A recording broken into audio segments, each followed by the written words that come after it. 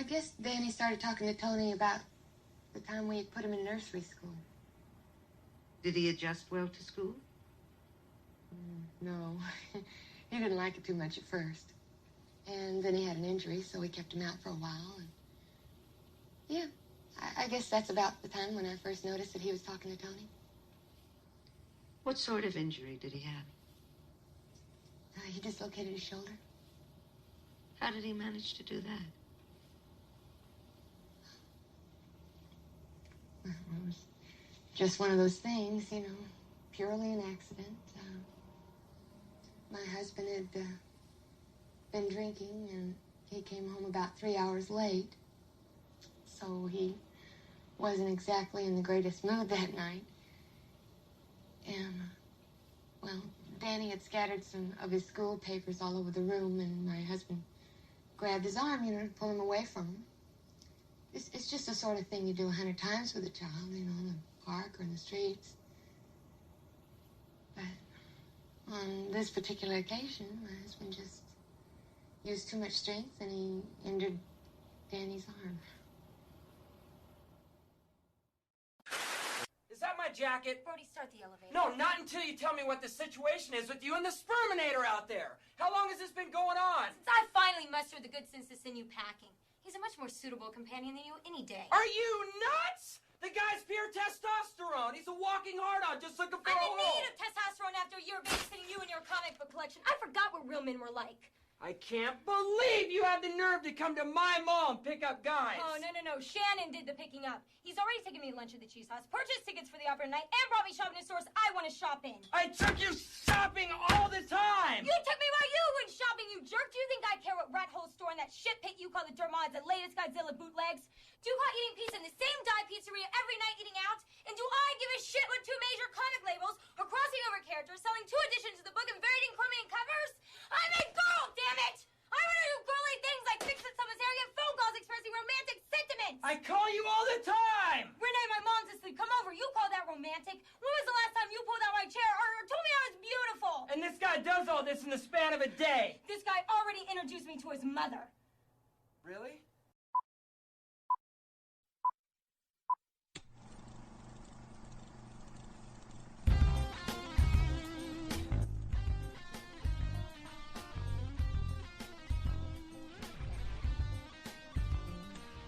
Chris Galza with Matt Howell, and this week on the first run. Well, if you think back, First Run Faithful, we did a Nicolas Cage marathon, and we thought to ourselves, man, we have seen the depths of which Nic Cage can get unhinged. And it can't really get any more unhinged than some of the roles that he's had. Well, guess what? You're in for a treat, as he shows us that he has more depths to plumb in his crazy acting style with the supernatural serial killer film Longlegs. Our Viper video and streaming picks of the week. And then we wrap it all up with our favorite serial killers in film. Sounds great. Chris, why don't you give the folks a little bit of Longlegs? You're in my shirt! I'm sure no, that's one of Matt's favorites. Sorry, this is what you want. Will you tell me the honest truth about something? I'll try. Do you still say your prayers? No, Mom. I never said my prayers, never once. They scared me.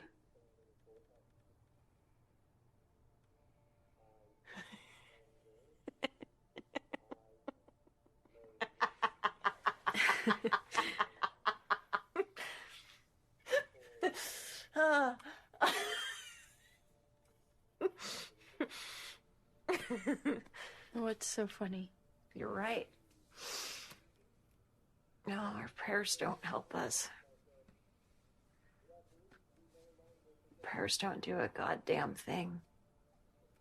Well, that's defeatist, Matt. That's got to be depressing. Matt, Longlegs is here. We did our initial kind of most anticipated, I think. No, the summer bracket. I'd included this, but I had screwed it up with Sting, I think it was, the Spider movie. Okay. I think I had initially intended to do this, But then I read about the Sting one and conflated, and I said, let's go with the Spider one, which we still haven't watched. Right. But now we have Longlegs is here. So should I tell people what it's about? Yeah, you should. It's my week? It is your week. Let us know.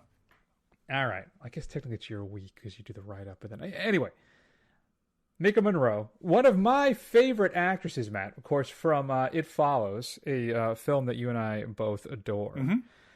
She plays an FBI agent named Lee Harker, who has been tasked to track down a serial killer. And she is possibly clairvoyant. She can kind of just intuit things. She can feel things. So there's already kind of a supernatural element to the proceedings. And this is her story of hunting down this serial killer. And perhaps, Matt, there's some other occult things happening that she has to contend with. It's all right, Matt. This is getting billed as one of the most terrifying films of the last, insert your time frame. People vomiting in the theater, not being able to handle how stressful and intense this thing is. How did Longlegs work for you? Well, I would say that is hyperbole. I don't think it is the scariest film that I've seen in decades or whatever it is, whatever they're saying out there. But I will say it is a very effective film. I will say that I enjoyed it greatly.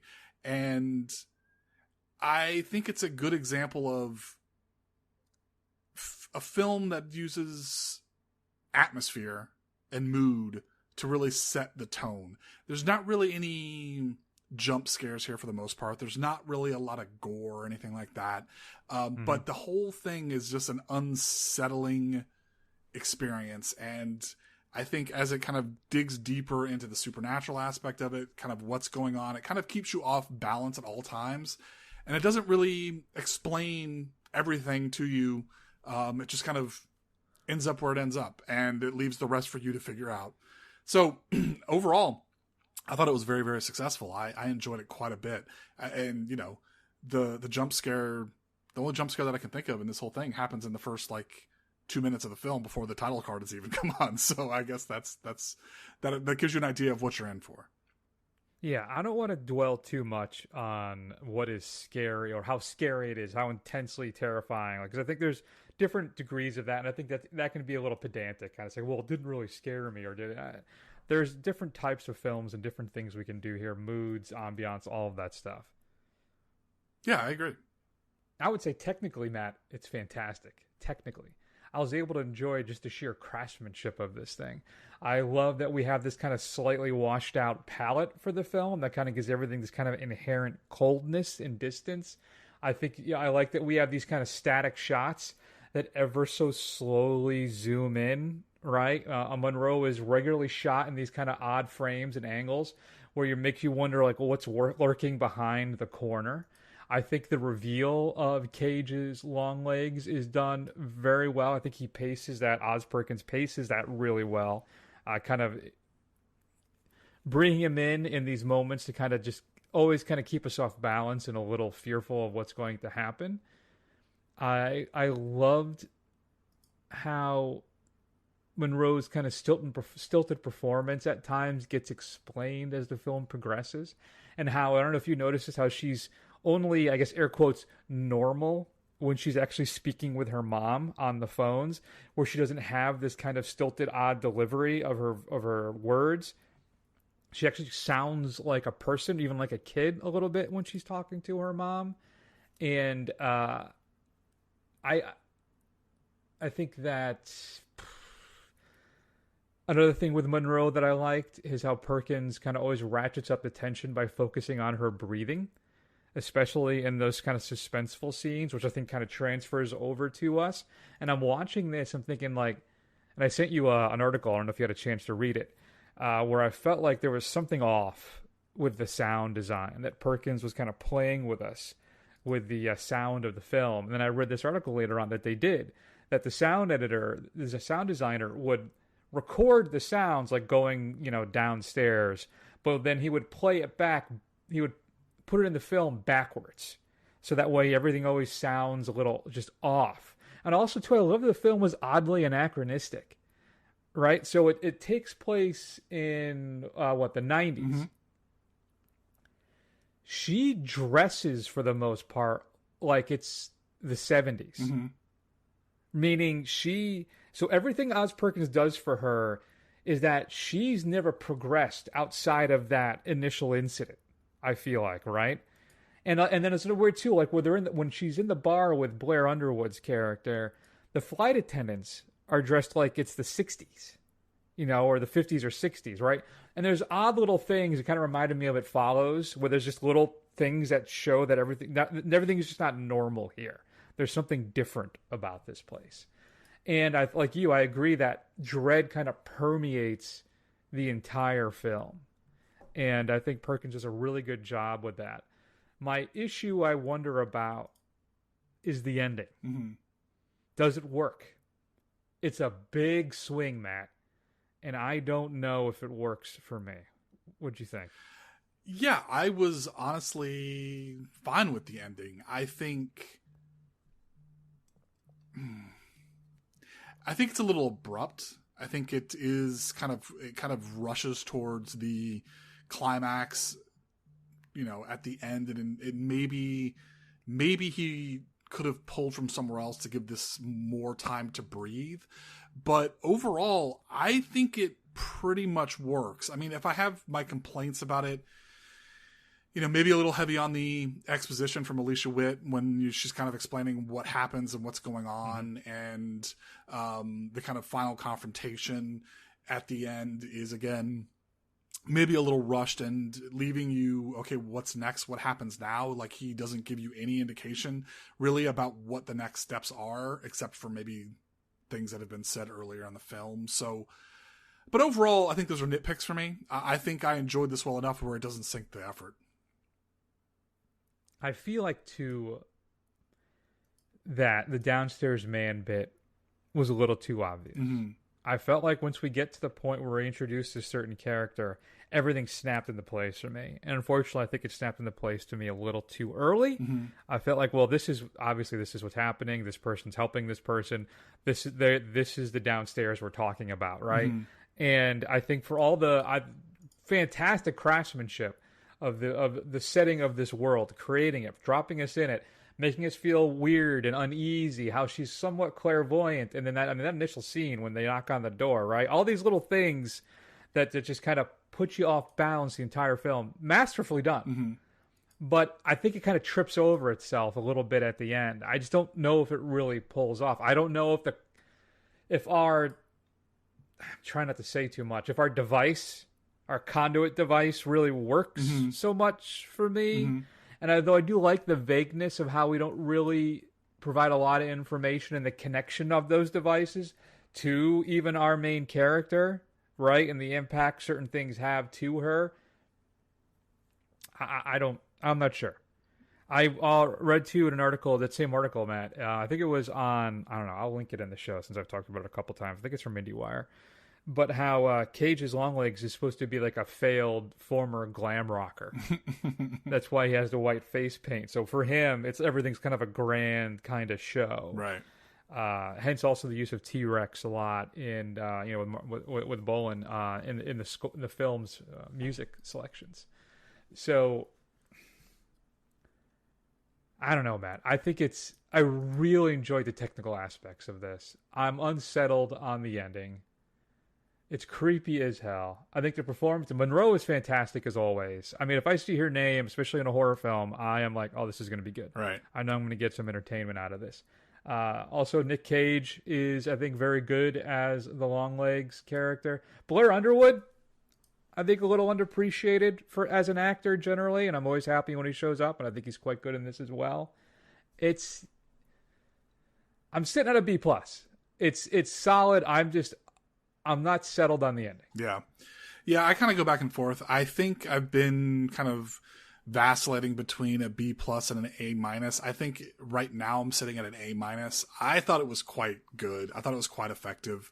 And it makes me interested to see what Oz Perkins has next. Yeah, absolutely. So I think we talked about it last week, that he is the son of Anthony Perkins. Mm-hmm. And he did do a film that we did for the show, Gretel and Hansel. Oh, he did? That was him, huh? Okay.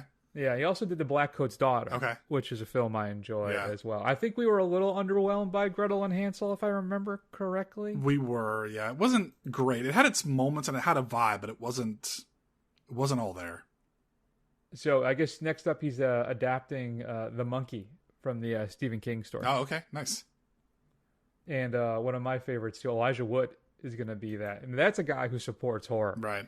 Man, talk about a cheerleader. I love, and just cinema and all that stuff. So I love some Elijah Wood stuff. So that's cool to see that.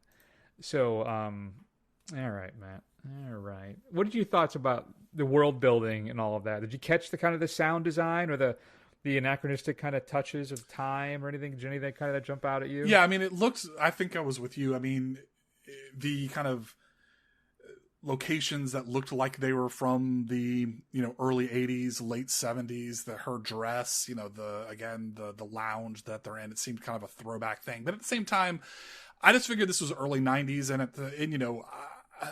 in rural parts of the country. And you know what?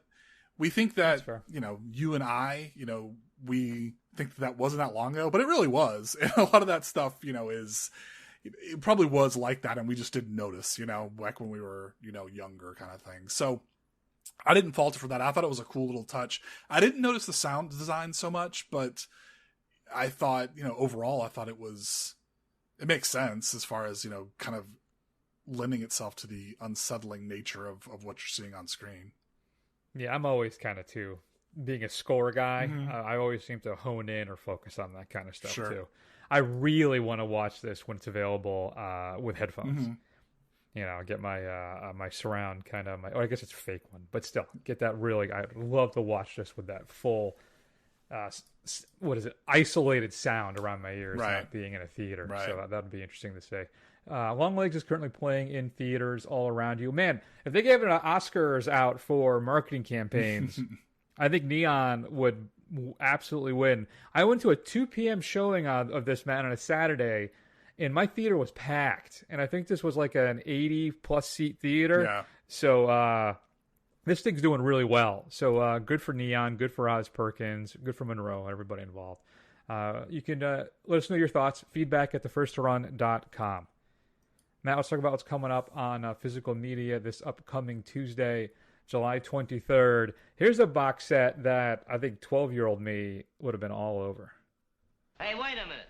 Who's going to fly the buzzard? We don't know anything about flying. Neither did the Wright brothers, but they flew. Anything the Wright brothers can do, the Wrong brothers can do. Right? Right, wrong. Brothers? All right, we got to get the buzzard out. Hey, wait a minute. We can't get the buzzard out. The door's too small. Why take it out? Let's fly the garage with it. Yeah, sort of a cabin job. I'll get you out of this. Wait a minute. We got a cutting job to do. Get some saws. Let's see. Hey, you nitwit! Don't saw the wings. You saw the garage. I see the garage, but I don't saw the garage. You are speaking incorrectly. You are moitering the King's English, etc. See? Saw? Seeing? See? Saw? Shut up. You saw one side and Larry'll saw the other. Oh, I see. I saw. Oh! So, Matt, the Three Stooges collection is being released on Blu-ray. It's a 20-disc box set, which includes 100 treasured Stooges shorts and 20 additional shorts featuring Shemp, Joe Besser, and Joe DeRita, plus cartoons and 8 feature-length films also included featuring the Three Stooges, all being released here on this upcoming Tuesday. Were you a Stooges fan? I certainly was as a kid. No, I was not much of a Stooges fan at all. All right, well, good. Well, I'm glad you got to hear that.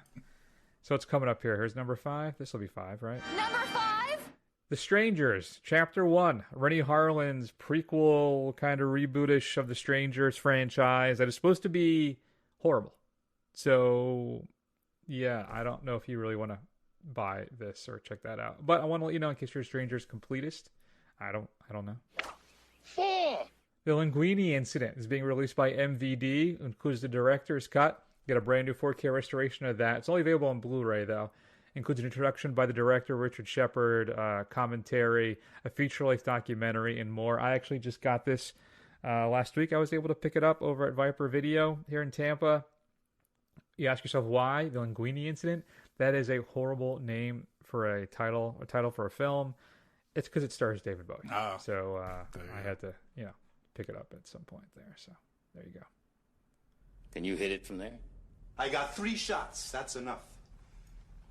Can't argue with a confident man. Criterion is putting out in 4K or Blu-ray Risky Business. Brand new 4K restoration of that director's cut, approved by the director Paul Brickman. Audio commentary on the theatrical version, new interviews, a conversation between the editor and the film historian, and screen tests with Tom Cruise and Rebecca De Mornay are included in that. This is, I think, one of the first adult films I remember kind of sneaking a peek at when I was a kid, like on HBO or Spotlight or whatever the hell it was as a kid. I've never seen the whole thing, though. Have you seen Risky Business? Actually, I haven't seen the whole thing either. That's one of those kind of early Cruise films that I haven't seen, like that, Color of Money, Cocktail. I don't think I've ever seen any of those all the way through. Yeah. That's a number 2. Criterion is putting out also in 4K or Blu-ray, Farewell, My Concubine is being released. It's a movie about 2 parallel intertwined stories, Matt, where 2 performers in the Beijing opera stage brothers and the woman who comes between them. Brand new 4K restoration of the original director's cut. A documentary from 2003 on the making of the film. A brand new English subtitle translation and more. And then, Matt, the number 1 that I will be buying, though I think I'm gonna hope for it to get down to about $15. There can be only one. The Fall Guy includes a Dolby Vision and Dolby Atmos audio track, includes the extended cut of the film, gag reels, alternate takes, a whole bunch of making of featurettes as well. I think initially we were concerned that the extended cut was only available as a digital thing, but I don't think that's the case. I couldn't find anything here that says it was not actually part of the disc. So I'll be picking that up at some point. What about you? Are you going to pick up the Fall Guy? Yeah, I'll get it eventually. Like you said, when it gets to a certain price point. There you go. Also coming up in 4K, there's the Jaws 3 movie collection, which includes Jaws 2, 3, and 4 in 4K. Part 2 is already available, but now you can pick up 3 and 4. They'll be available individually as well as part of the box set.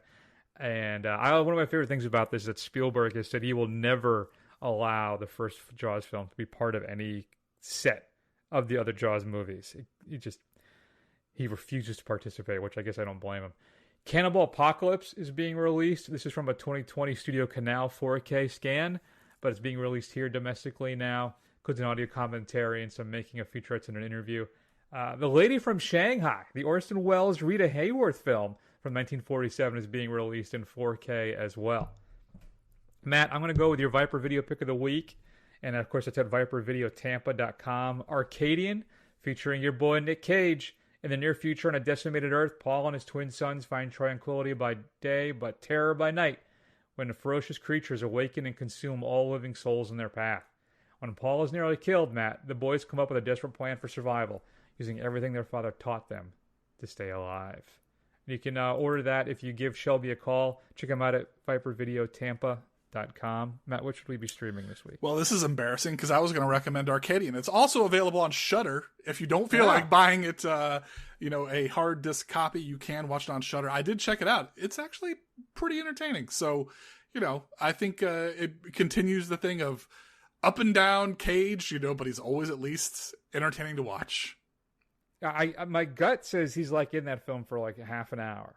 What, is he in from start to finish? He's in it for a pretty significant amount of time. Oh, okay.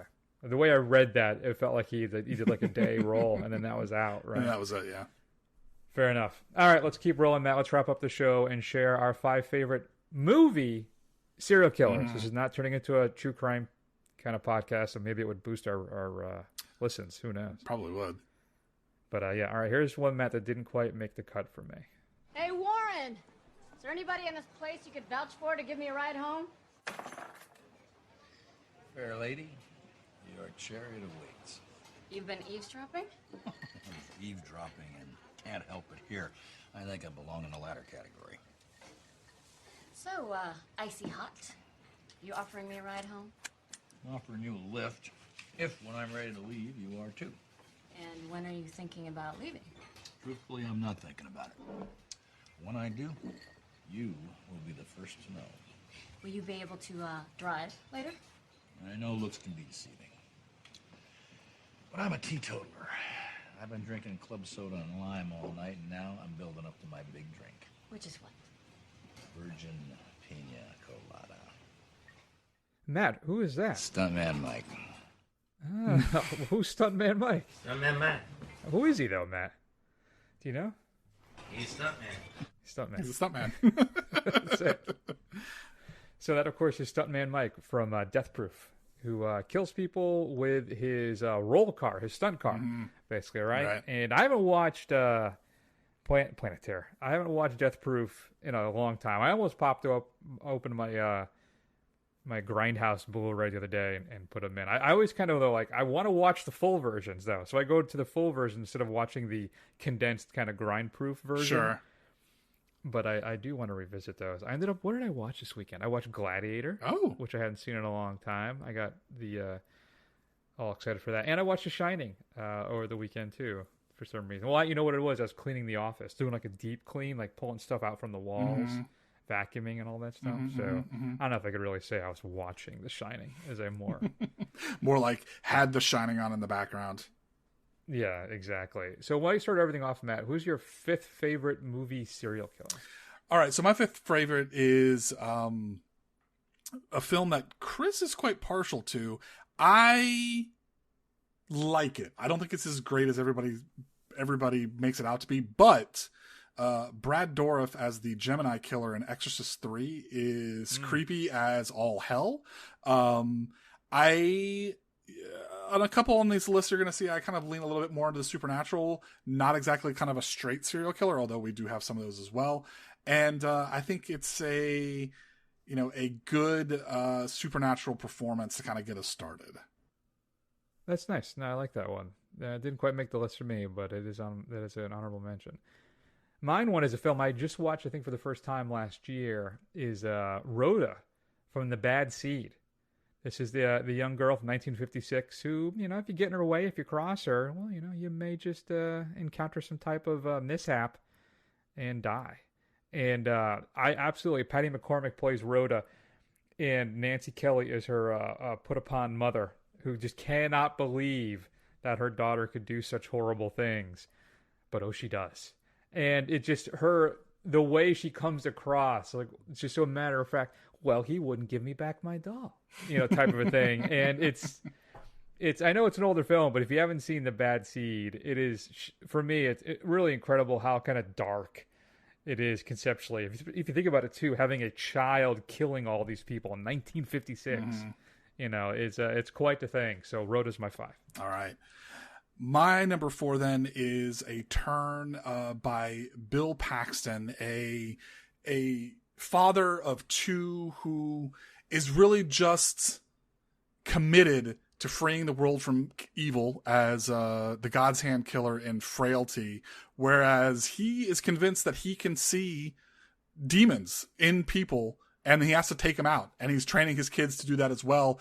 And it's told from the perspective of one of his adult children who never believed him. So the question is it true? Is he crazy? But Bill Paxton puts on a great performance as a believable serial killer who thinks he's doing the right thing and doesn't even really enjoy what he's doing. I haven't seen that, I think, since, I don't know. I think I rented the DVD years ago, but I really enjoyed it. No, Frailty's a good pick.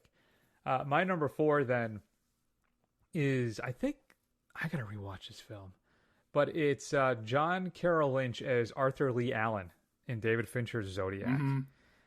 When the cops are having the interview with him at his workplace, right, and everything that's kind of happening around them, and it is, I know, is it Charlie Fleischer who plays the guy like in the basement that chases Jake Gyllenhaal out or scares the hell out of him?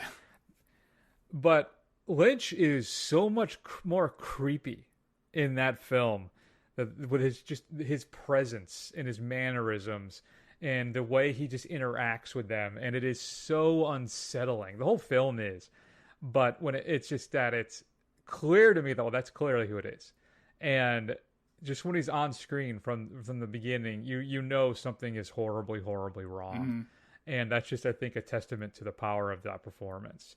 So I'm going with Arthur Lee Allen. Okay. Zodiac. All right, so then my number 3, this is going to be pretty, I don't even know if it'll make Chris's list, and it seems kind of like the layup selection, so maybe this is kind of low, but it is Anthony Hopkins as Hannibal Lecter in Silence of the Lambs. I don't think you can leave him off this list. That turn in Silence of the Lambs is so good. Now, I can obviously make an argument for not putting him very high because he became such a caricature in later films that it really kind of lessens it. But then I thought it to myself, if I wanted to cheat a little bit and bring in Mads Mikkelsen as Hannibal Lecter as well, that elevates it back onto the list. So I'm going to put, if you take the combination of Anthony Hopkins in Silence of the Lambs and the Mads Mikkelsen performance in the excellent Hannibal series, I think you got to put him on as at least number 3. That's so funny. I had that exact same thought process. And the reason why I didn't do it was because of the Mads Mikkelsen it's a television, air quotes, television performance. Right. So that's what pulled him off. It's basically, you can call this my honorable Hannibal Lecter list. I agree with you entirely. And I just felt not to diminish Matt at all, I just felt it was too much of a layup, though my number 2 is also a big layup. But I think like it's so watered down, I think, by the subsequent films, though the Mads performance, I think, is fantastic. So I had the same thought process, but in the end, he's basically my number 6 right now. Okay. So my number 3 then is, I am so excited. They just announced Second Sight finally gave us a release date for the 4K remaster of one of my favorite 80s kind of slashers, and that's The Hitcher. So it's The Hitchhiker, played by Rutger Hauer, just a sadistic human being. They pick this guy up one day, and then their lives are turned upside down. And it's terrifying, unsettling, and all because of the charisma and madness that is Rutger Hauer in that film. So The Hitchhiker is my number 3. All right, so then my number 2 then, I'm going to go back to the Hannibal Lecter universe and I think my number 2 then is going to be the Red Dragon, played by Tom Noonan in Manhunter. Tom Noonan is like one of those all-time that guys. You know, he's a character actor who's had a long, successful career, and he is creepy as all hell in this film. And you know what? Even later on, the Red Dragon movie later, I guess the one with Edward Norton in it and Ralph Fiennes, it's not great. It doesn't compare to Manhunter, but even Ralph Fiennes is pretty good as the Red Dragon, which just shows how creepy of a serial killer he really is. Yeah, that's a good pick. That's an honorable mention for me, and I'm glad you went with Noonan and not Fiennes, so that's good. I had Noonan on my list as well. My number 2 then is probably the layest of the layups outside of Hannibal Lecter, and that's Norman Bates, played by Anthony Perkins. The vulnerability and sensitivity of his Norman Bates in the beginning of the film, but occasionally peppered in with these moments of I don't know what, Matt, you would say, just inner violence and evil that are there underneath the surface because of all the horrible things that happened to him as a child. Is that performance is I honestly, I love that film so much, Psycho, because just the beginning when we have the whole theft stuff with Janet Leigh and she's on the run, and then when she gets to the hotel and she has that nice little dinner in the back room with the owl over the head, but then as everything starts to deteriorate and he just falls into the madness of impersonating his mother. Spoilers, I guess.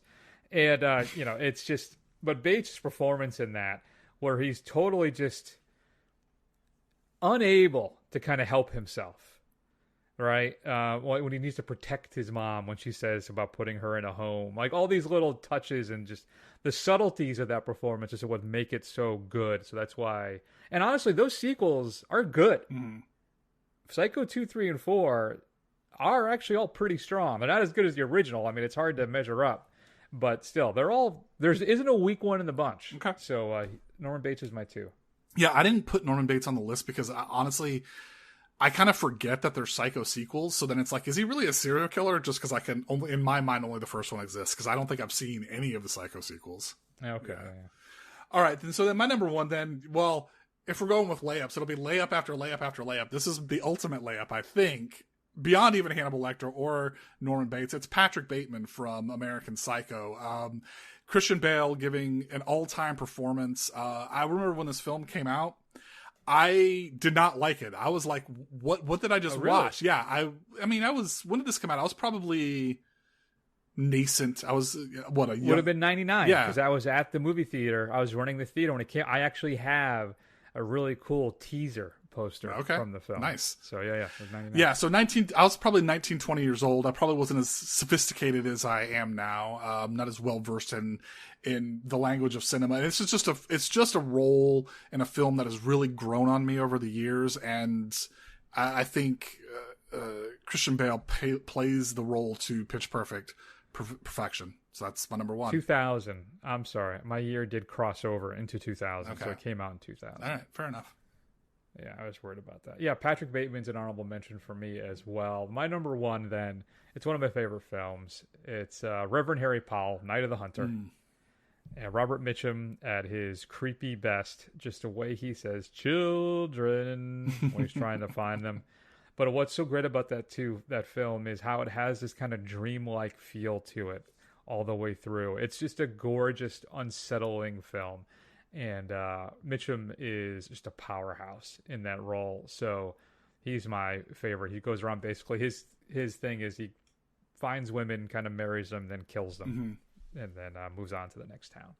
So there you go, Matt. What's your any honorable mentions then? Yeah, I have a ton of honorable mentions. Stanley Tucci in The Lovely Bones, Buffalo Bill from the Silence of the Lambs, John Doe from Seven. He didn't make the list just because it's Kevin Spacey, so that kind of knocked it down way for me, although it's a good performance.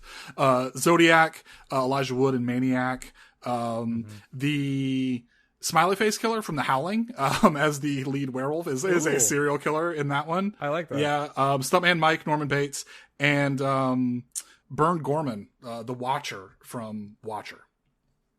I love that film too. Let's make another Maker Monroe joint that I think took us by surprise by how good it was. Yeah, I what else did you think? I mean Joe Spinell as well as Maniac, though I think the power of that performance is he's so good in that it's so unsettling. I don't want to watch him. Sure. That's how effective he is. I enjoy the Elijah Wood film a little more. Plus it has that kick-ass 80s synth score that is just fantastic. I throw in as well Billy from Black Christmas. And then who else we have here? Well, I mean, does Jason count? Right? I would think so. Yeah, I left... And Leatherface as well? Yeah, I left off the slashers intentionally. I had Leatherface on there for a little while, but then I left him off because he didn't seem to really fit the idea of a serial killer. So no Michael Myers, no Jason, anything like that. Fair enough. All right. Who's your favorite movie serial killer? Shoot us an email at feedback@thefirstrun.com. We'd love to hear from you. Matt, what's coming up next week on The Big Show?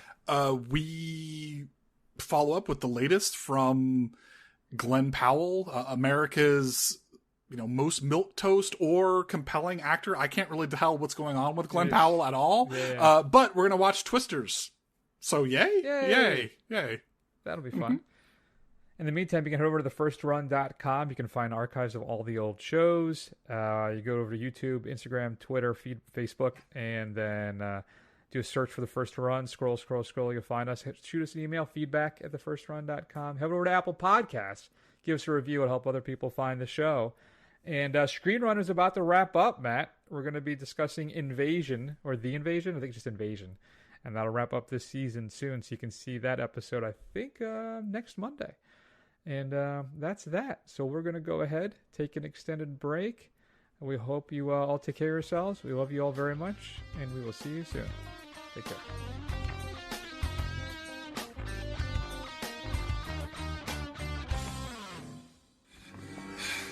Dude, you're a mad chick magnet.